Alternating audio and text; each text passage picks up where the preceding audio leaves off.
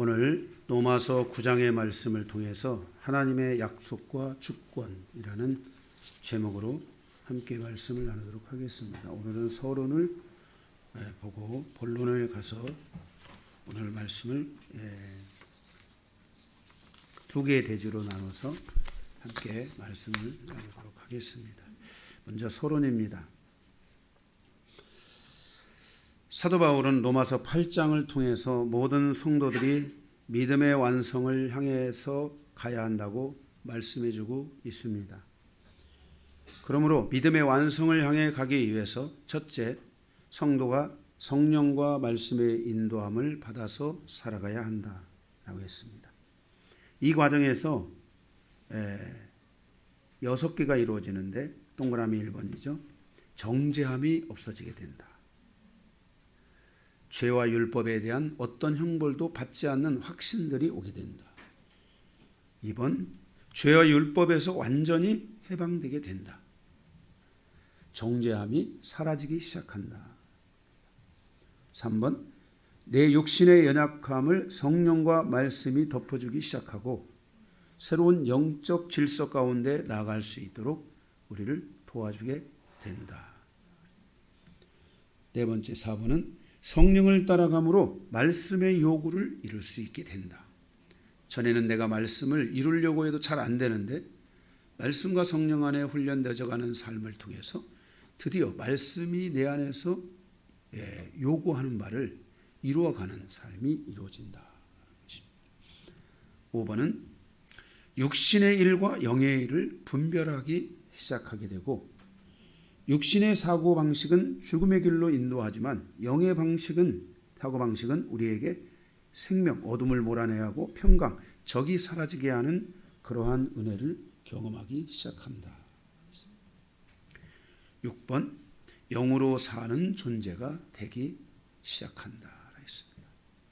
우리가 일상에서 내가 육으로 사는 존재인지 영으로 사는 존재인지에 대한 이 부분이 여러분에게 명확하게 이루어져야만 할 줄로 믿습니다. 둘째, 하나님의 아들들로 살아가는 신앙의 여정이 이루어지게 된다 하겠습니다. 성경은 창세기에서도 요한계시록까지 하나님의 아들들을 언급합니다. 성경에 이 원어적으로 하나님의 아들들을 말할 때는 큰 의미로 세 가지 의미가 있는데 하나는 천사들, 두 번째로는 샘족들, 세 번째로는 하나님의 의롭다함을 얻은 사람들을 하나님의 아들들이라고 하는데 경우에 따라서 천사가 쓸 때도 있고 경우에 따라서 샘족을 말할 때도 있지만 그거는 거의 성경에 한 번, 두 번 나올까 말까 하는 내용이고 실제 성경에 말하는 하나님의 아들들은 대부분 아브라함의 후손들로 믿음의 후손들, 의롭다함을 얻은 믿음의 사람들을 가리켜서 하나님의 아들들이라고 지칭하고 있습니다. 이 아들들이 많이 이제 온전하게 세워져 가고 많은 하나님의 아들들이 만들어져 가야 합니다. 이 교회 다니는 사람이 아닙니다. 우리가 교회 다니지만 그 안에 정말 하나님의 아들들로 세워져 가는 사람들이 있어야 됩니다. 이렇게 하나님의 아들들로 살아가는 신앙의 여정이 이루어지면서 첫 번째 1번 성령의 힘으로 싸우는 신앙들이 만들어져 가기 시작하고요. 두 번째는 영으로 살아가는 길이 열린다는 것입니다. 이 영으로 살아가는 길이 열린다는 것은 앞에서 말씀드린 것처럼 영으로 사는 존재 이것과는 좀 다른 부분인데 그것은 영으로 살아가는 삶으로 말미암아서 하나님의 영은 우리 안에 오셔서 우리 안에 있는 모든 두려움 일들을 제거해 주시고 담대하게 살아갈 수 있는 하나님을 아빠 아버지라고 부르게 되고 하나님 아버지를 상속자로 생각하면서 상속받을 주체로 생각하면서 그 하나님과의 순전한 길을 계속해서 걸어가는 그 여정이라고 할 수 있을 것입니다. 그러므로 나는 하나님의 상속자로서의 여정이 이루어지고 있는지 하나님의 것을 하나님 아버지의 것을 상속받으려고 하는 이 갈망이 내게 있는지를 우리가 물어봐야만 합니다. 그 갈망이 있다면은 그는 하나님의 아들들입니다. 하나님의 아들들입니다. 셋째, 그러므로 큰 3번, 서론의 큰 3번. 그러므로 하나님의 아들들로 이렇게 더 높이 비상해야 됩니다. 이게 쭉 날개를, 독수리 날개를 치고 쭉 올라가는 모습 여러분 보셨습니까? 예. 저는 이 환상 같은 걸 잘 못 보는데, 제가 하나님 앞에 영성을 하며 기도를 할 때 저는 이것을 너무나 감격적으로 봤는데, 기도를 하는데 밤인 것 같은데, 새벽인지 밤인지 모르겠어요. 기도를 하는데 독수리 한 마리가 날개를 쭉 펴고 하늘에 막 상공을 향해서 막 쫙 비상하는데, 그 앞에 그 옆에 깃털은 노란 깃털과 하얀 깃털로, 그리고 그 뒤에는 까만 그 아름다운 깃털을 한 그 독수리가 하늘로 향해서 쭉 비상을 해가지고 공중에 거의 정말 어마어마하게 높은 공중에 다 올라갔는데, 갑자기 그 독수리의 눈으로 내가 확 들어가는 거예요. 이게 움직여, 확 들어가니까 이게 움직이네요. 네, 전 그걸 보면서 야, 독수리가 이런 새구나, 네, 이런 짐승이구나 제가 느꼈었습니다. 네, 별로 뭐 그렇게 감격적인 건 아닙니다. 네. 어떤 여러분들이 이렇게 날개를 펴고 이렇게 쫙 비상하는 그런 은혜들이 있어야 됩니다. 그럴 때, 비상할 때 하나님이 창조하신 만물의 리더들로 서게 됩니다. 만물을 터치할 수 있게 되고, 만물을 위해 말할 수 있게 되고, 만물을 위해 기도할 수 있게 됩니다. 만물을 긍휼히 여기게 되고, 내가 만지고 내가 서 있는 땅을 긍휼히 여기며, 내 가정을 긍휼히 여기고 교회를 긍휼히 여기는, 이렇게 하나님의 아들들은 하나님의 상속자로서 하늘과 땅에서 하나님의 거룩한 뜻 아래서 그것들을 긍휼히 여기는 그런 리더십이 그 안에 이루어지게 됩니다. 두 번째로는 성령의 탄식을 듣기 시작합니다. 성령의 소리, 성령의 탄식의 소리, 성령의 말씀하시는 소리, 성령의 소리를 들어야 기도할 수 있게 되고, 성령의 소리를 들어야 볼 수 있게 되고, 성령의 소리를 들어야 느낄 수 있게 되는 것입니다. 세상의 무당들이나 세상의 많은 사람들은 귀신의 것을 느끼려고 합니다.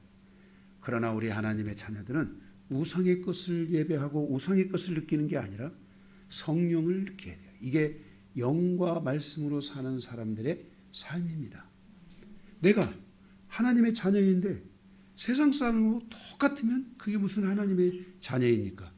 그러기 위해서는 여러분들이 영으로 살 줄 아는 성도들이 다 돼야 된다는 것을 잊지 마시기를 바랍니다. 이러한 신앙으로 나갈 때 우리를 대적할 자가 없습니다. 모든 것을 우리에게 채워주실 것입니다. 우리를 고발할 자가 하나도 없습니다. 우리에게 불리한 판정을 내릴 자도 하나도 없습니다. 우리를 그리스도의 사랑에서 끊을 자가 없으며 그 어떤 것도 우리와 나와 주님과의 이 사랑의 끈에서 끊을 자가 없게 된다는 것을 기억해 주시기 바랍니다. 여러분들의 인생사가 하나님의 아들들이 되어 비상함으로 주님과 나와의 사랑의 끈에 매여 있는 삶을 살아가야 될 줄로 믿습니다. 이와 같은 은혜는 유대인이나 이방인에게나 누구나 동일한 것입니다.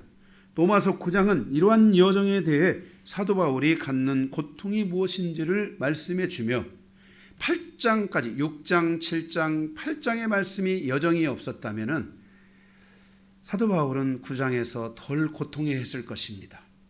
그러나 이 말씀이 분명하게 풀어지면서 사도 바울은 자기 민족에 대한 큰 고통이 다가오게 되었습니다. 그 고통을 마음에 품고 9장, 10장, 11장에 걸쳐서 자기 민족 이스라엘의 과거, 현재, 미래의 그 여정이 무엇인지를 우리에게 풀어주는 것이 로마서의 여정이라 로마서의 말씀 중에 하나라고 할 수 있습니다. 오늘 로마서 9장을 통해 많은 은혜 받으시기 바랍니다. 오늘 말씀은 두 개의 대지로 크게 나눠져 있습니다. 첫 번째는 1번 이스라엘에 대한 사도 바울의 참말을 통한 교훈. 사도 바울이 참말을 했다. 거짓말이 아니라 참말했다. 사도 바울이 이 참말을 했다. 이 말은 굉장히 중요한 말입니다. 네, 이걸 사도 바울의 말을 믿지 못하는 유대인들 때문에 사도 바울은 여기 참말이라는 말을 쓰지 않았나 생각할 수 있습니다. 여기에 대해서 번호가 전부 4개가 있습니다. 2번 대제에도 4개 있고 1번 대제에도 번호가 4개 있습니다. 자, 먼저 작은 1번 이스라엘에 대한 사도 바울의 고통 1절에서 3절입니다. 지난 7장의 말씀을 통해서 사도 바울은 율법에 대해서 이렇게 말했습니다. 육신적인 성도가 율법을 잘 잡을 때 그 율법은 오히려 더 큰 정죄를 가져다 주고 결국 사망으로 끌고 갈 것이라고 말씀하였습니다. 그러나 영적인 성도가 율법을 갖게 되면 오히려 그 율법은 그에게 스스로 정화작용을 하게 하므로 자신의 영혼을 더욱 거룩하게 해서 경건한 삶으로 이끌어주며 하나님을 의지하게 함으로 말미암아 결국은 아브라함과 같이 하나님 앞에 하나님으로 말미암아 의롭다함을 얻을 수 있는 길로 갈 수 있게 된다는 것입니다. 그러나 영적인 성도가 율법을 갖게 되면 그 영혼에게는 매우 스스로 정화시키는 작용이 있다는 이 사도 바울의 계시의 말씀을 전하고 그리고 8장을 통해서 영적인 그리스도인으로 살아가야 한다는 것을 사도 바울이 강조하게 되는데 사도 바울은 이와 같은 영적 질서 안에서 자신의 민족인 이스라엘을 바라볼 때 그들은 과연 영적인 그리스도인이라고 할 수 있는지 질문하게 되었다는 것입니다. 과연 그들은 육신적인 그리스도인으로서 율법의 정죄가 들어오고 그로 말미암아 사망에 이르는 백성이 되었는지 영적인 그리스도인으로서 스스로를 정화하여 하나님 앞에 거룩한 백성으로 하나님 앞에 경건한 백성으로 세워져가는 민족이 되었는지 그 삶을 온전히 이루기 위해서 말씀과 성령을 통하여 영적인 삶으로 나아가고 그리고 하나님의 아들들로서 비상하는 삶이 과연 자기 민족에게 있는지 이 말씀에 자기 민족을 비춰볼 때 1절에서 자기 민족에 대한 근심과 고통과 자기 양심이 자신의 마음을 찌르기 시작했습니다. 왜냐하면 이스라엘이 하나님의 영적 질서와 너무 멀리 떨어져 있기 때문이었습니다. 3절 그래서 그는 이 진리를 전하지 못하는 자신에게 저주가 임하는 것이 좋을 것이라고 말합니다. 너무나 분명한 진리인데 전하고 싶어도 전할 수 없고 전하여도 받지 못하고 있는 이스라엘을 생각할 때 그에게 너무나 큰 고통으로 다가왔던 것입니다. 사도행전 15장을 보면 사도 바울이 이 진리의 말씀을 유대인들에게 전했지만 그들은 오히려 사도 바울을 죽이려고 합니다. 이러한 과정을 겪었던 사도 바울은 자기 민족에 대한 뜨거운 사랑의 심령과 함께 또 다른 근심과 고통이 그의 마음에 존재했던 것입니다. 이스라엘이 하나님의 진리를 따라서 가지 않으면 결국 이스라엘은 하나님의 심판을 받게 되고 율법의 정죄로 말미암아 사망이라는 그늘이 그들에게 반드시 찾아올 것을 알았기 때문입니다. 사도 바울처럼 우리도 이와 같이 영적인 고통이 존재할 수 있다는 것을 알아야 합니다. 내가 가진 진리가 분명한데 이 진리를 인정하지 않는 나의 권속들에 대한 영적 부담감을 가지고 우리 인생사의 여정이 이루어질 수 있다는 것을 알고 우리가 할 수 있는 것은 그 말씀과 믿음의 여정을 멈추는 것이 아니라 최선을 다하여 우리의 믿음의 여정을 이루어가며 우리의 믿음이 온전하게 되는 그날 그 믿음을 통해서 많은 권속들이 여러분의 그 고통을 덜어줄 심령들이 하나님 앞에 세워지고 하나님 앞에 이르게 된다는 것을 믿고 여러분들이 이 믿음의 여정을 담대히 가시기를 주님의 이름으로 부탁을 드립니다. 사도 바울의 참말 두 번째, 이스라엘에게 주신 은혜들. 이스라엘에게 은혜가 없는 것이 아니라 이스라엘에게 많은 은혜를 주셨다는 것입니다. 4절 5절 보면 첫째, 그들에게는 양자됨을 주셨다. 출애굽기 4장 22절에 보면 이스라엘은 내 아들 장자라 그랬습니다. 내 아들 장자라. 둘째, 그들에게 영광도 보여주셨다는 것입니다. 출애굽기 40장 34절에 회막 가운데 만나 주시는 하나님을 보게 됩니다. 이스라엘 백성들은 광야 40년 그 여정에서 하나님의 영광을 친히 볼 수 있게 해주셨습니다. 여러분, 하나님의 것을 친히 보면 영원히 잊을 수가 없습니다. 저는 제가 하나님의 여러 소리를 들었지만 하나님의 소리를 들었던 것들을 다 제가 잊혀지지를 않습니다.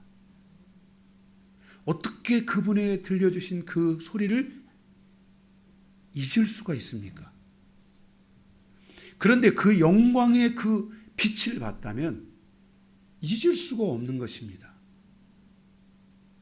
그러니 이스라엘이 얼마나 악한 자들인지를 보여주고 있는 거예요. 그 하나님의 영광을 보고도 그들은 계속해서 하나님을 원망합니다. 그들의 인생사의 여정에 400년의 그 애굽의 삶이 얼마나 무서운 삶이었는지, 우리가 인생에서 세상에 찌들면 정말 그게 그냥 고통의 말씀을 가지고는 그 세상에 찌든 때가 벗겨지질 않습니다. 그래서 우리 교회 말씀이 굉장히 강하고 제가 좀 약하게 전하는 겁니다. 전에는 막 박살나라, 다 쪼개라, 다 부숴라 이런 단어들이 막 서슴없이 나갔었습니다. 다 깨트려라, 완전히 박살내라, 막 이런 얘기들이 서슴없이 나간 거예요. 요즘은 제가 그런 얘기 별로 안 하잖아요. 그동안 많이 박살났으니까 봐주고 있는 겁니다. 하나님께서. 제가 봐주는 게 아니고 그 영광, 여러분들이 하나님이 그동안 여러분에게 보여주신 은혜들, 영광들을 소중하게 생각해야 되고, 영광 위에 영광으로 가고자 하는, 믿음 위에 믿음으로 가고자 하는, 은혜 위에 은혜로 가고자 하는 이 에너지와 힘이 여러분들에게 조금 더 있어질 수 있도록 더 힘을 내셔야 됩니다. 은혜 위에 은혜가 있습니다. 뛰는 자 위에 나는 자가 있고, 나는 자 위에 붙어있는 자가 있듯이 그런 말이 있는 거 맞아요? 붙어있는 자 맞아요? 아, 맞아요? 아, 네. 그런 것이 있듯이, 예, 여러분 은혜를 받는 분이 있지만 은혜 위에 은혜를 받아야 돼요. 믿음 위에 더 믿음을 여러분들이 가질 수 있는, 오늘 2022년도는 여러분들이 은혜 위에 은혜가 임하고, 예, 모든 것이, 예, 한 단계 더 함께하는 이런 여정으로 여러분들이 나아가실 수 있기를 주님의 이름으로 축복합니다. 셋째, 언약들이 있습니다. 언약들. 하나님을 믿음으로 의롭다함을 얻은 언약들입니다. 그러니까 이 언약이라는 것은 하나님을 믿음으로 말미암아 얻은 것이에요. 이 언약에 바로 우리가 창세기에서 나오는 최초의 사람은, 모든 사람은 원래 하나님을 그냥 자녀였어요. 의인이었어요. 그런데 아브라함은 하나님을 말씀을 믿고 의롭다함을 얻은 바로 최초의 사람인 겁니다. 그 역임을 받은 최초의 사람인 거예요. 이 언약이 있어요. 이와 같이 너의 후손도 믿음으로 말미암아 의롭다함을 얻게 하겠다. 할렐루야. 이 길을 아브라함이 열어줘서, 그래서 믿음의 조상인 거예요. 그래서 여러분들이 아브라함의 자손이라면 여러분들은 믿음을 선택할 거예요. 믿음을 가질 거예요. 믿음의 중요성을 알게 될 거예요. 말씀을 들을 때 그 믿음의 중요성이 여러분의 심령과 귀에 쑥쑥 들어오게 될 거예요. 그래서 믿음이 얼마나 중요한지, 믿음의 믿자만 나와도 그냥 긴장하게 되고 더 사모하는 마음을 갖게 되고, 그래서 그 믿음을 사모하는 사람들은 성경에 믿음이 누가 어떻게 됐는지를 알게 돼요. 믿음이라는 것은 내가 만드는 게 믿음이 아니에요. 내가 믿습니다 해서 갖는 게 믿음이 아니에요.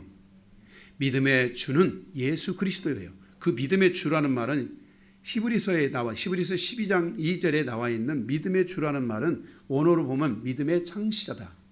믿음의 주요, 믿음의 창시자요, 믿음을 완성케 하시는 이인, 믿음을 완성시키는 분도 누구예요? 예수 그리스도예요. 그 이인 예수 그리스도를 바라보라.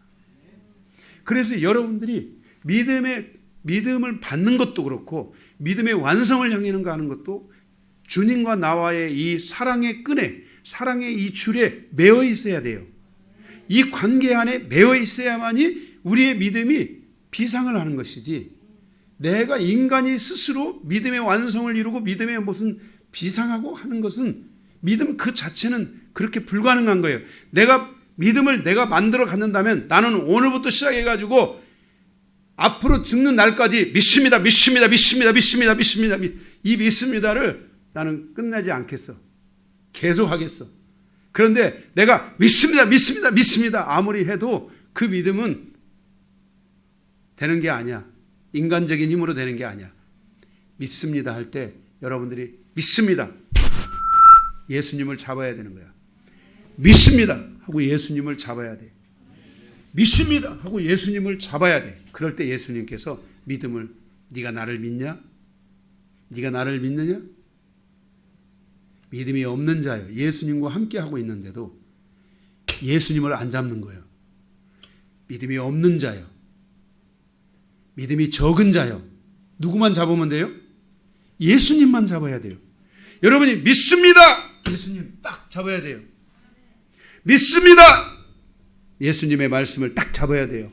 그런데 믿습니다 하고 아무것도 안 해. 믿습니다 하고 예수님 안 잡아. 믿습니다 하고 말씀 안 잡아. 그러면 끝나는 거예요. 하나님이 우리에게 아브라함을 통해서 주신 약속은 믿음으로 말미암아 의롭다함을 얻는 이 의인과 믿음의 이 그 정비례한 관계 안에서 우리의 믿음이 온전한 믿음으로 가는 길을 열어줬다는 것을 알아야 돼요. 그래서 아브라함은 하나님을 믿음으로 말미암아 의롭다함을 얻고 그 믿음이 온전함에까지 간 거예요. 할렐루야. 이렇게 여러분들이 믿습니다 할 때 가만히 있지 말고, 믿습니다 할 때 이상한 돌 잡지 말고, 믿습니다 할 때 돈 잡지 말고, 돈 이런 거 다 잡으면 안 돼요. 믿습니다 할 때 예수님을 큰 소리 낼 필요도 없어요. 예수님, 제가 당신을 믿습니다. 예수님, 제가 이 말씀을 믿습니다 하고 여러분들이 그 말씀을 붙들고 예수님을 붙들어야 돼요.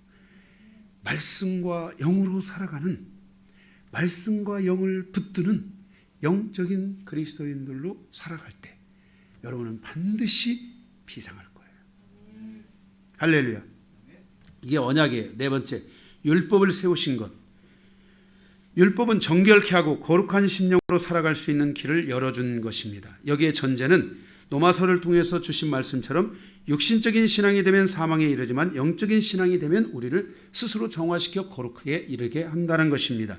그런데 우리가 잘 아는 대로 이스라엘은 바로 육신적인 삶으로 흘러감으로 말미암아서 말씀을 버리고 하나님을 버리고 잃어버리고 육신적인 삶을 가고로 말미암아서 그 율법이 그들에게 스스로를 정결케 하고 거룩하게 하는 그러한 작용을 이루지 못하고 오히려 율법이 끊임없이 정죄가 들어오니까 율법을 가진 자는 그 정죄를 남을 판단하고 남을 정죄하면서 나도 죽고 너도 죽고 나도 죽고 너도 죽고를 반복해서 살아갔던 것입니다. 그리고 그것이 굳어져서 율법에서 떠나지 못하고 오히려 율법에 빠져서 살아가는 그런 인생을 살아가게 되었다는 거예요. 이 여정이 이스라엘을 결국 크게 결박하고 온 것입니다. 그런데 이 율법을 주신 것은 나쁜 게 아닙니다. 율법을 폐할 수 있느냐? 폐할 수 없다라고 말씀을 했습니다. 율법의 1.1획도 폐하지 말라. 주님이 그렇게 말씀하셨습니다. 다섯째, 예배를 주셨습니다. 우상에게 경배하고 예배하지 않고 살아계신 하나님을 인격적으로 만나고 성령과 말씀을 통해서 하나님과 인간이 인격적 관계를 맺을 수 있는 길을 열어주신 것이 예배입니다. 성령과 말씀을 통해서 하나님의 품격을 가질 수 있는 길을 열어주셨고 하나님의 품격을 닮아가고 하나님의 품격을 소유할 수 있도록 해주셨으며 기도를 통하여서 응답하시는 하나님을 만날 수 있도록 길을 열어주신 것입니다. 이 모든 것들이 바로 예배에 속한 것이고 예배로 말미암아 이루어지는 것입니다. 이 예배를 하나님이 이스라엘에게 주신 것입니다. 여섯째, 약속들을 주셨습니다. 그것은 아브라함과 이삭과 야곱에게 주셨던 동일한 약속인데 이 약속은 바로 이 약속을 받은 자들에게, 이 약속을 따라가는 자들에게 누구나가 이 약속 안에 있게 하신 것입니다. 일곱째, 조상들을 주셨다고 했습니다. 이 조상들이라는 말은 헬라어로는 아버지라는 말입니다. 아브라함과 이삭과 야곱을 통해서 믿음의 아버지를 주셨습니다. 이스라엘은 하나님을 아버지라고 부르게 하신 최초의 백성입니다. 그들은 예수 그리스도를 믿지 못함으로 아버지를 잃어버린 백성이 되고 말게 되는 많은 것을 보게 됩니다. 하나님 아버지께로 가는 길은 바로 예수 그리스도입니다. 그래서 하나님 아버지께로 가는 길을 완벽하게 열어주기 위해서 하나님께서 예수 그리스도를 보내주셨고 예수 그리스도가 하나님을 아버지라고 부르었으며 그리고 아브라함의 모든 자손들이 하나님을 아버지라고 부를 수 있는 길을 예수 그리스도를 통하여 계시해 주신 내용이 요한복음에 다 나와 있습니다.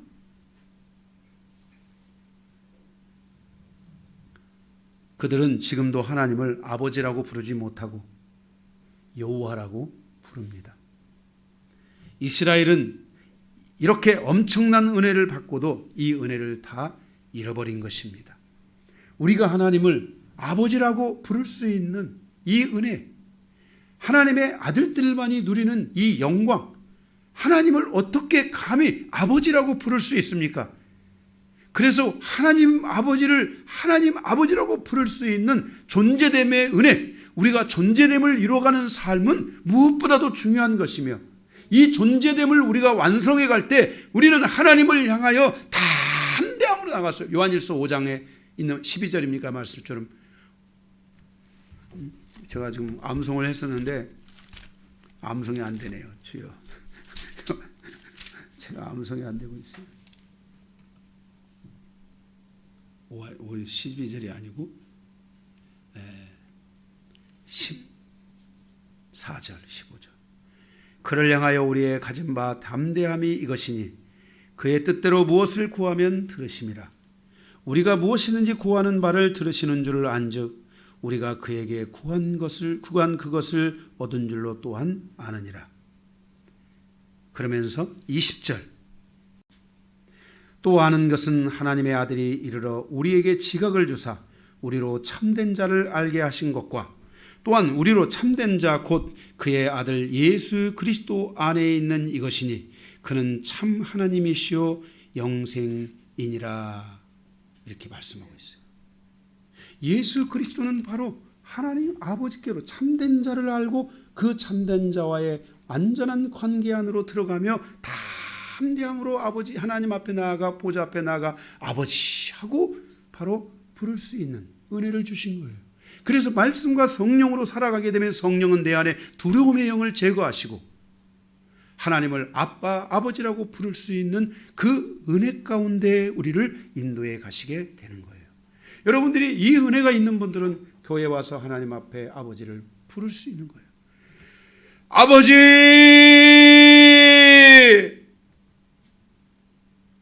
제가 하나님 앞에 옛날 그 지하의 교회에서 기도를 할 때 아버지를 얼마나 세게 불렀는지 밤새도록 아버지를 불렀습니다.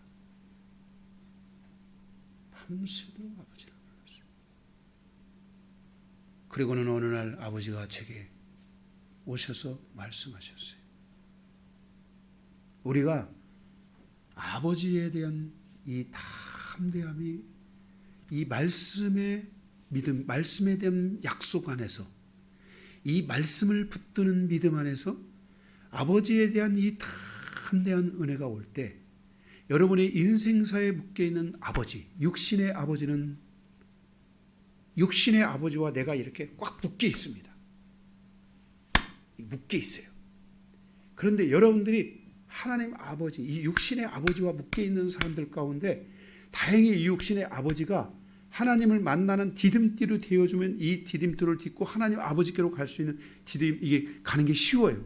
그런데 이 육신의 아버지가 나하고 솔타이 돼서 이 혼적으로 꽉 묶여 상처에 묶여 있고 영적인 이 묶임 안에 꽉 묶여 있는 이 사람들은 이게 하나님 아버지께로 가야 되는데 이 묶임이 나를 놓지 않아 두려움 안에 놓지를 않아 가지고 나를 못. 그런데 이걸 해방하는 길이 뭐냐? 하나님을 말씀과 성령을 통해서 하나님을 아버지!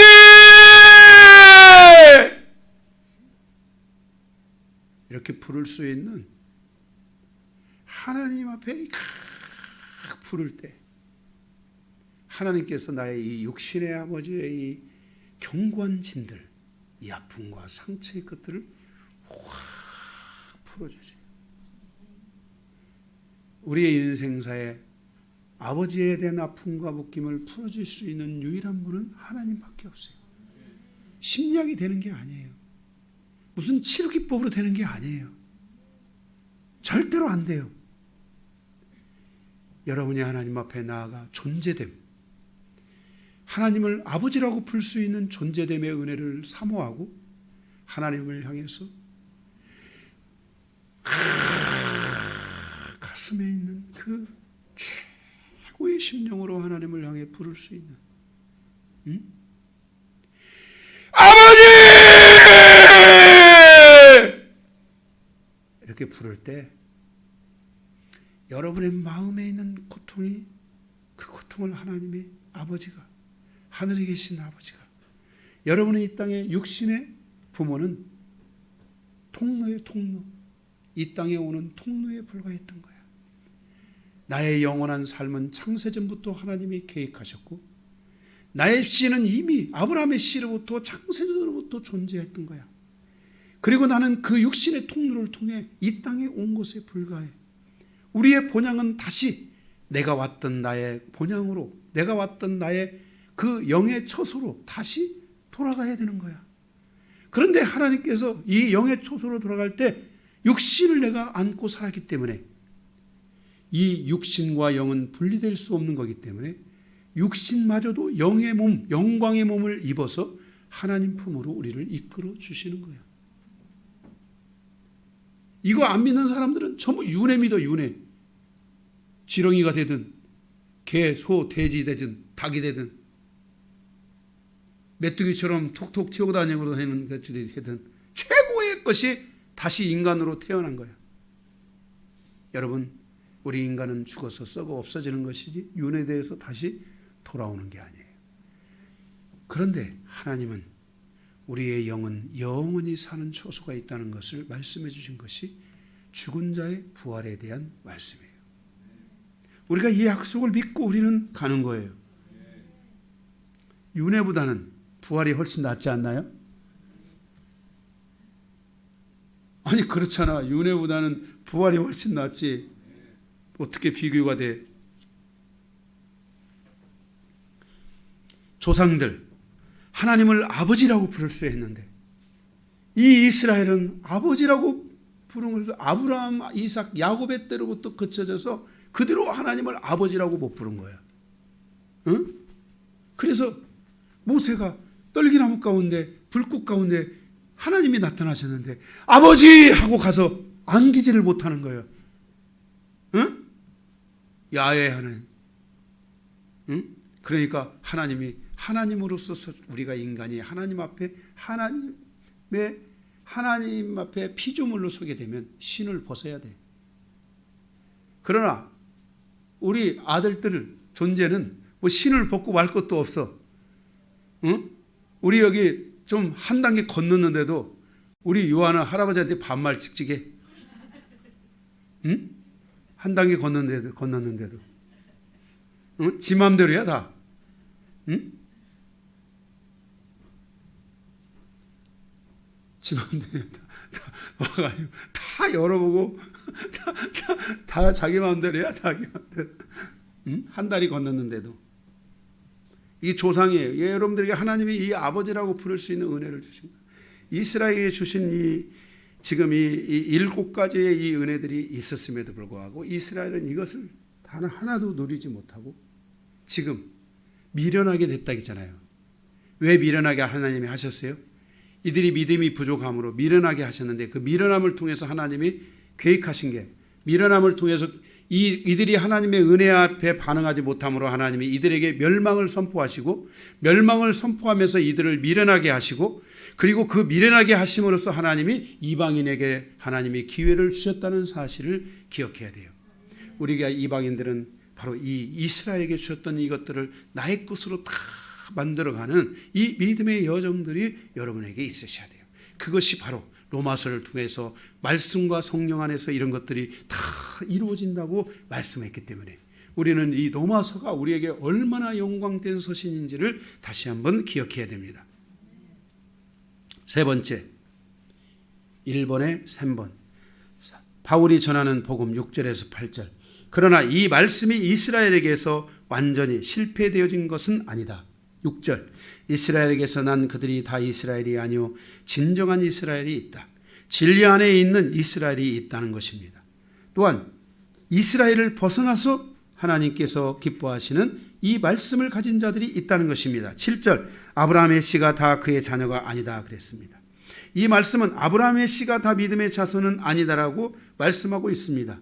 즉 이스라엘 가운데 아브라함의 자손들만이 존재한다는 것을 말씀하고 있는 것입니다. 그들은 이삭으로부터 난 자, 즉 예수 그리스도로부터 난 자들은 아브라함의 자손들이라고 말씀하고 있습니다. 이삭은 예수 그리스도의 모형이며 그림자이며 예표입니다.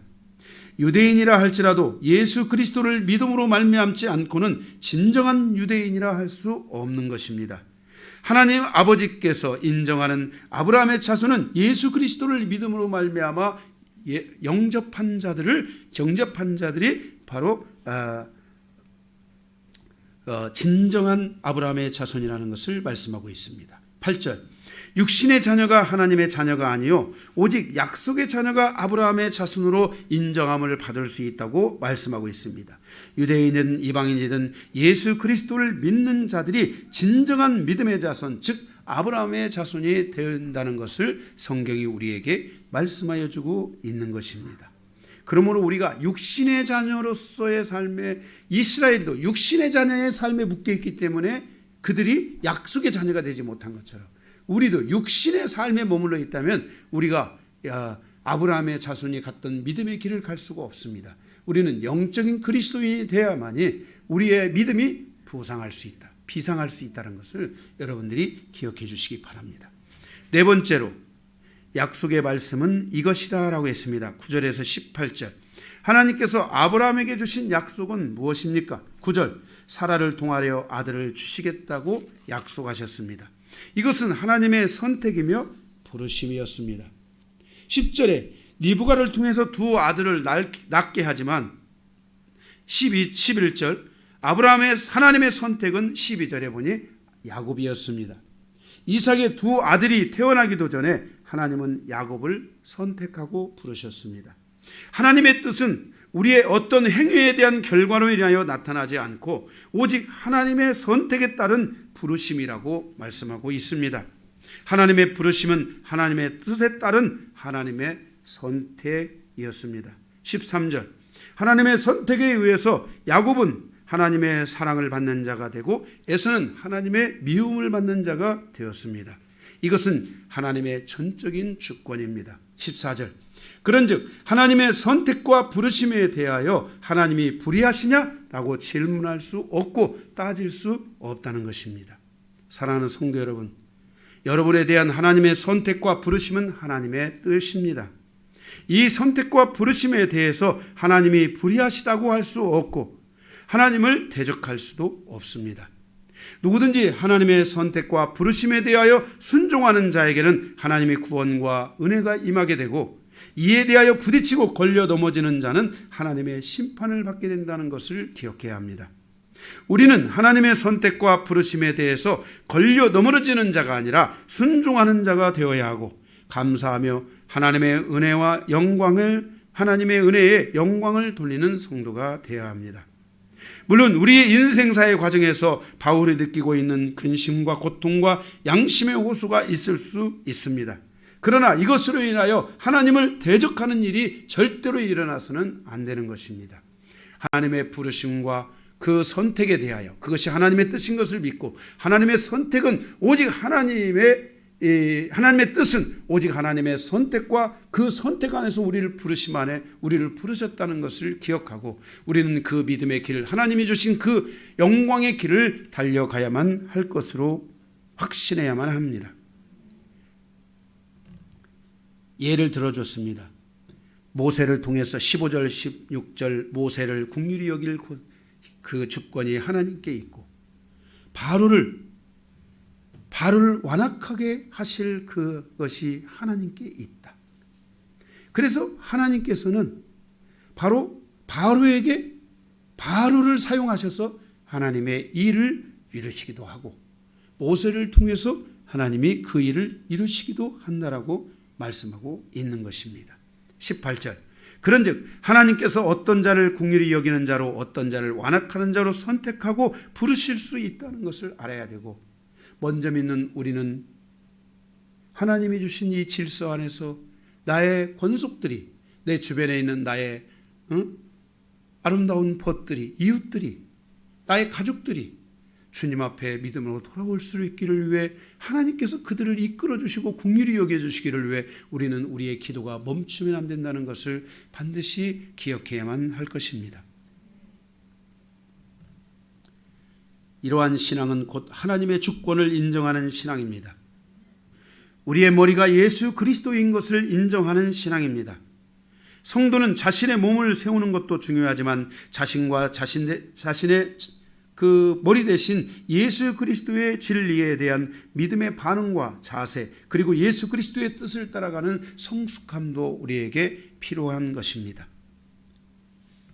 우리가 이러한 하나님의 질서 안에서 살아가게 될 때 우리의 삶이 결국 하나님의 주권 안에 살아가게 되고, 하나님의 주권을 인정할 때 하나님은 나의 기도에 더 깊이 관여하시고 나의 기도를 들으시고 하나님이 그 기도에 대하여서 하나님이 은혜를 베풀어 주신다는 것을 우리는 기억해야만 할 줄로 믿습니다.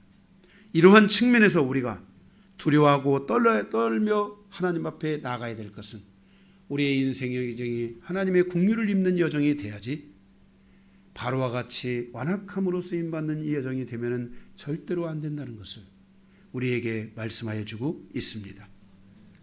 두 번째입니다. 큰 2번, 하나님의 진노와 긍휼에 대한 선택을 통한 교훈. 여기도 번호가 4개가 있습니다. 19절에서 33절입니다. 가로 1번, 사람아 하나님을 판단하지 말라. 19절 20절입니다. 우리는 진리를 통해서 하나님을 판단하고 대적하는 자가 아니라 그 진리가 나의 기도를 통해서 성취되고 이루어질 수 있는 이 믿음의 선택을 갖게 하는 방향성에 대한 올바른 그 대처가 있어야 됩니다. 잘못하면 진리와 말씀을 통해서 하나님을 판단하는 삶을 가는데 이것은 잘못하면 폭망의 길로 갈 수 있습니다. 그래서 우리는 그 진리가 나의 기도가 되고 그 기도를 통해서 하나님의 뜻이 이루어질 수 있도록 기도하고, 그 뜻은 온 천하를 다 구원하고자 하는 것이 하나님의 뜻이니까, 주 예수 그리스도를 믿으라 그리하면 너와 내 집이 구원을 얻으리라 하는 것이 하나님의 뜻이니까, 이 말씀의 뜻이 반드시 이루어질 수 있게 해달라고 우리가 기도한다면 하나님은 그 기도를 통해 우리의 마음을 돌이킬 수 있고 우리의 삶을 돌이키고 우리의 모든 상황들을 돌이킬 수 있다는 것을 기억해야만 할 것입니다. 제가 여기 말씀에 이게 지금 돼 있는, 이따가 나옵니다. 이따가 나오니까 그때 보겠습니다. 이러한 신앙은 하나님의 주권을 인정하는 시간이에요. 머리 대신 예수 그리스도를 인정하는 시간이고, 이러한 것은 내가 예수 그리스도가 나의 머리시고 나는 그의 몸이라는 것을 인정하는 거예요. 여러분, 머리가 명령을 내리지 않으면 몸이 아무것도 할 수 있어요, 없어요? 없어요. 여러분들이 이 기독론, 머리 대신 예수 그리스도와의 이 관계성, 머리 대신 예수 그리스도를 아는 그 은혜, 이런 것들은 여러분들에게 신앙을 한 단계 더 성숙되게 하는 거예요. 예. 그래서 여러분들이 믿음의 성숙을 더 가져오게 하는 것이 되는 겁니다. 여러분들이 이런 지식에까지 자라가는, 지혜와 지식에까지 자라가는 은혜가 있기를 바라고, 성령의 은사도 보면은 지혜의 은사와 지식의 은사가 같이 주시잖아요. 그 믿음의 은사도 있지만요, 그죠? 그래서 여러분들이 이런 지혜와 지식에까지도 여러분들이 잘 자라가는 성도들이 되셔야 될 줄 믿습니다. 쓸데없는 지식들 많이 갖는 것보다도 정말 하나님을 아는 지식이 여러분에게 꼭 있기를 주님의 이름으로 부탁을 드립니다. 두 번째는 토기장이의 뜻이라는 것입니다. 21절에서 23절. 하나님의 이 토기장이의 결정에 의해서 그릇이 결정됩니다. 그 그릇을 깨뜨릴 것도 토기장이에게 있고 귀히 여길 것도 토기장이에게 있다는 것입니다. 토기장이의 결정은 곧 하나님과 하나님의 결정과 같은 것이라고 말씀하고 있습니다. 21절 보면 하나님 아버지가 나를 존귀한 것으로 사용하여 주십시오라고 우리가 기도할 줄 알아야 됩니다. 우리의 할 일은 하나님의 말씀을 붙들고 기도하는 것입니다. 하나님의 말씀에는 없는 것이 없습니다. 여러분들의 고통이 무엇입니까? 여러분의 근심이 무엇입니까? 하나님의 말씀에 보면 다 있습니다. 여러분들은 그 말씀을 붙들고 기도해야 됩니다. 여러분들이 믿습니다 하고 예수님 붙잡아야 됩니다. 믿습니다 하고 말씀을 붙잡아야 됩니다. 자꾸만 다른 것을 붙잡으니까 여기 문제가 생기는 겁니다. 여러분들이 주신 하나님의 믿음을 가지고 여러분이 그리스도를 붙잡으십시오. 말씀을 붙잡으십시오. 여러분은 판단하는 자가 아니라 기도할 수 있는 능력이 있다는 걸 아셔야 됩니다. 여러분에게는 바로 그러한 기도할 수 있는 리더십의 영광이 있다는 것을 아셔야 됩니다. 하나님의 보좌 앞에 나가서 하나님을 아버지라고 부를 수 있는 그 은혜가 여러분에게 있다는 것을 여러분들이 기억하셔야 됩니다. 그래서 우리가 하나님의 뜻을 대적하는 자가 아니라 하나님의 뜻을 바꿀 줄 아는 기도가 여러분에게 있어야 된다는 것입니다.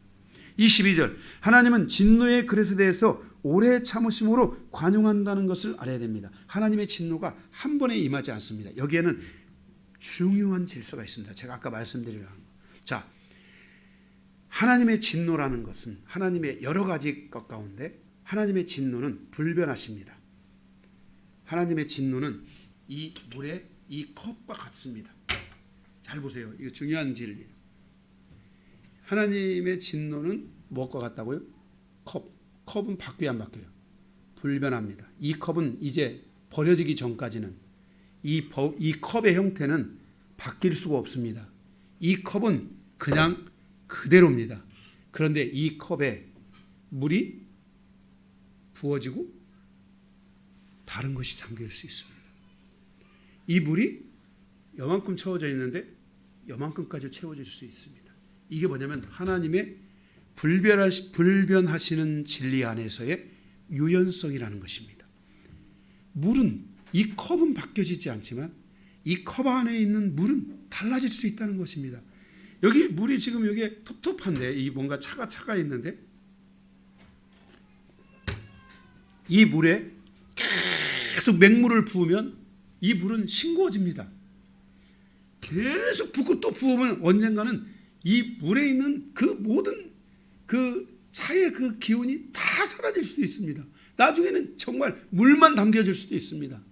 이 컵 하나에 물만 담겨지는데 여러분 수도꼭지에다 갖다 틀어놓으면 얼마나 걸릴 것 같아요? 10분도 안 돼서 이 물만 컵에 모든 차는 다 사라지고 물만 남게 됩니다. 이게 하나님의 유연성 안에 있는 놀라운 은혜라는 것을 우리는 기억해야 합니다. 그래서 하나님께서는 진노의 그릇인데도 바로 깨트리지 않고 오래 참으신다는 것입니다. 우리는 이 하나님의 이 독특한 이 그 성품을 우리가 깨달아야 됩니다. 그래서 우리가 하나님을 대적하는 자가 아니라 하나님 앞에 우리가 기도할 줄 아는 자가 되어야 됩니다.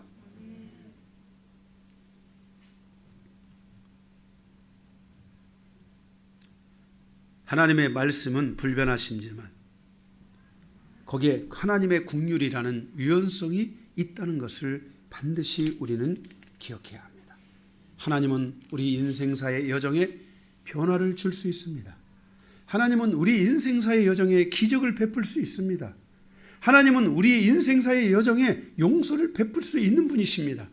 하나님의 불유연성은 우리 안에 무엇이든지 가능케 하실 수 있는 은혜가 있다는 것을 기억해야 합니다. 하나님은 전능하신 분이십니다.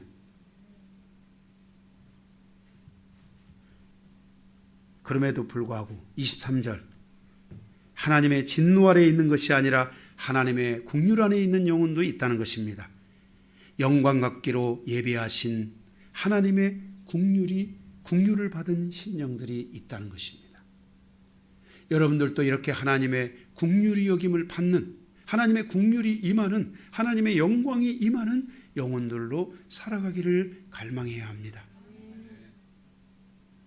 나는 원래 하나님의 영광 밖에 있었지만 하나님께서 나를 국률이 여기셨다면 이제는 하나님께서 그를 통해서 영광 받기를 원하신다는 것을 기억하고 나를 국률이 여기신 그 하나님께 감사하며 나의 힘을 다하고 마음을 다하고 뜻을 다하여 하나님의 뜻을 이루어가는 삶을 통해 하나님께 영광을 올려드리는 성도가 되어야 할 것입니다. 오늘 하나님의 뜻을 따라서 하나님의 선택과 부르심을 받았다면 그 자체가 우리에게 축복이고 그 자체가 믿는 자에게 하나님의 영광으로 가는 출발점이라는 사실을 기억해 주시기 바랍니다. 여러분은 하나님의 선택받고 하나님의 부르심을 받은 자녀들이십니까? 그렇다면 여러분들은 하나님의 그 영광의 출발점 안에 서 있는 심령들입니다.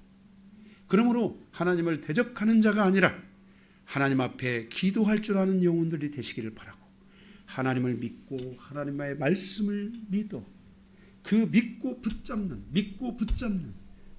붙잡아야 됩니다. 이 삶이 여러분에게 이루어진다면 하나님이 못하실 일이 무엇이 있겠습니까? 하나님의 진노와 국률에 대한 선택을 통한 교훈 세 번째, 하나님은 공평하신 하나님이십니다. 24절에서 29절. 24절, 이 은혜는 유대인이나 이방이나 누구에게나 동일하게 나타나는 은혜입니다. 25절, 호세아 선지자를 통해서 주신 말씀인데 북이스라엘이 하나님을 떠나 멸망의 길로 나갈 때 하나님은 이방의 모든 나라들 가운데 하나님을 모든 믿는 자에게 큰 영광을 부어주실 것이라고 호세아 선지자를 통해서 예언하셨습니다. 26절, 그리고 그들이 하나님의, 거기다 줄을 여러분 그래, 그들이 하나님의 아들들이라 일컬음을 받게 하는 길을 열어주시겠다고 예언해 주셨습니다. 27절, 이스라엘에 대해서는 아무리 많은 수가 있을지라도 살아남은 자 곧 의인은 오직 믿음으로 말미암아 살리라. 즉 믿음을 가진 자들만이 믿음의 자손으로 남게 될 것이라고 예언했습니다. 그래서 이스라엘은 하나님을 믿는 백성으로 돌아와야 됩니다. 진심으로 믿는, 하나님의 말씀을 믿는, 예수 그리스도를 믿는 이 믿음의 백성으로 이스라엘은 돌아와야 된다라고 사도 바울은 말씀하고 있습니다. 28절, 이 말씀은 즉각적으로 효력을 발휘하여 나타나기 시작할 것이라고 말씀하고 있습니다. 29절, 만일 이스라엘에 대하여 하나님께서 남겨주시지 않았다면 그들은 소돔과 고모라처럼 완전히 멸망했을 것인데 그나마 하나님의 국률하심이 있어서 이스라엘 가운데 그루터기 10분의 1을 남겨주셨다고 말씀하고 있습니다. 이방인은 영적인 그리스도인이 아닙니다. 대체 신학은 이방인을 참 유대인이라고 말합니다. 잘못된 신학입니다. 유대인은 유대인이고 이방인은 이방인입니다. 원래 유대인은 타락해서 멸망을 받아야 마땅하고 참 유대인 이방인은 다시 하나님의 뜻 가운데 나가는 백성이 된다라고 말하는 것은 잘못된 질서입니다. 그것은 비진리입니다. 이단입니다. 유대인은 유대인이요 이방인은 이방인입니다. 유대인은 유대인대로 하나님께 믿음으로 돌아와야 되고, 이방인은 이방인대로 하나님이 주신 이 약속을 따라서 이제 이 영광된 삶을 향하여 마지막까지 달려갈 줄 아는 그런 은혜가 있어야만 한다는 것입니다.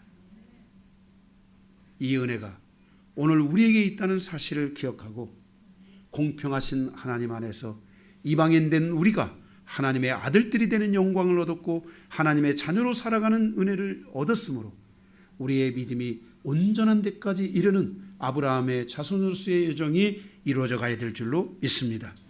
마지막 네 번째, 너 하나님의 사람아 믿음의 길을 선택하라. 30절에서 33절입니다. 30절, 의를 따르지 아니한 이방인들이 하나님의 의를 얻게 하셨습니다. 이 의는 믿음에서 난 의입니다. 믿음으로 말미암은 의입니다. 따라서 우리는 믿음을 선택할 수 있어야 하고, 오직 믿음의 선택을 통해서 하나님의 의를 얻을 수 있다는 것을 명심해야 하고, 우리가 하나님을 믿음으로 말미암아 우리의 믿음이 온전한 데까지 이룰 수 있게 된다는 것을 우리는 기억해야 합니다. 그러므로 너 하나님의 사람아 믿음의 길을 선택하라 라고 말씀하고 있습니다. 31절, 이스라엘은 의의 법에서 출발하여 율법에도 미치지 못했습니다. 그것은 그들이 영적인 삶을 선택하지 않고 육신적인 삶을 선택했기 때문입니다.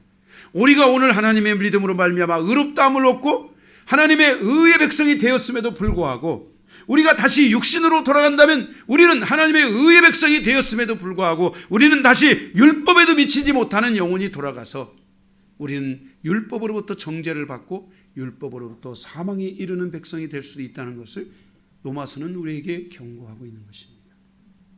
우리는 오직 믿음으로 나아가는 성도가 되어야 되고, 믿음으로 나아가는 삶을 우리가 지속적으로 이루어가기 위해 육신적인 그리스도인이 아니라 영적인 그리스도인의 삶을 살아가야 하는 것입니다. 32절에 33절, 어떻게 그렇게 되었느냐? 하나님의 믿음에 의지하지 않았기 때문입니다. 그들의 육신적인 선택은 오히려 하나님의 말씀에 부딪히는 자가 되었고 걸려 넘어지는 자가 되었다고 말씀하고 있습니다. 지금도 유대인들은 이 말씀에 걸려 넘어지는 자로 살아가며 이 말씀에 부딪히는 자로 살아가고 있습니다. 우리도 하나님의 말씀에 믿음으로 반응하는 성도가 되어야 되는데, 말씀에 믿음으로 반응하지 않기 시작하면 우리도 그 말씀이 나에게 걸려 넘어지는 돌이 될 수 있고, 그 말씀이 나에게 부딪히는 돌이 될 수 있다는 것입니다. 말씀이 나에게 부딪히면 안 됩니다. 물론 여러분이 말씀에 부딪혀서 그 말씀이 나한테 달려올 수도 있습니다. 그러나 그것이 나에게 화를 미치는 게 아니라 그 말씀을 믿는 자에게 그것이 그대로 축복으로 다가오는 것입니다. 하나님의 축복을 빼앗기는 자가 되면 안 됩니다. 하나님의 은혜를 빼앗기는 자가 되면 안 됩니다. 말씀과 충돌하고 말씀과 걸려 넘어지는 자가 되면 안 됩니다. 말씀에 아멘하고 말씀에 반응하다 보면 이 말씀이 나의 인생사에 숙제를 풀어주고 가르치기를 풀어주고 내 인생에 수없이 많은 것들을 풀어줍니다. 아까 제가 말씀드렸죠. 하나님의 말씀에는 없는 것이 하나도 없습니다. 여러분이 없다고 생각하는 그 모든 것들이 하나님의 말씀에 있습니다. 그 말씀을 여러분이 그래서 붙잡아야 됩니다. 그때를 위해 내 비밀한 것들이, 내가 궁금했던 것, 내가 힘들었던 것들이 풀어지는 그날을 위해 우리는 오늘 또 말씀을 붙들고 말씀을 붙들며 가는 이 믿음의 여정이 여러분에게 있어야 될 줄로 믿습니다. 로마가 전 세계로 가는 문이었다면 로마서가 전 세계 믿음으로 가는 문을 열어줬다는 것을 우리는 기억하고, 이 로마서를 통해서 여러분의 믿음의 완성이 이루어지는 놀라운 여정이 있기를 주님의 이름으로 축복합니다. 말씀을 마치겠습니다.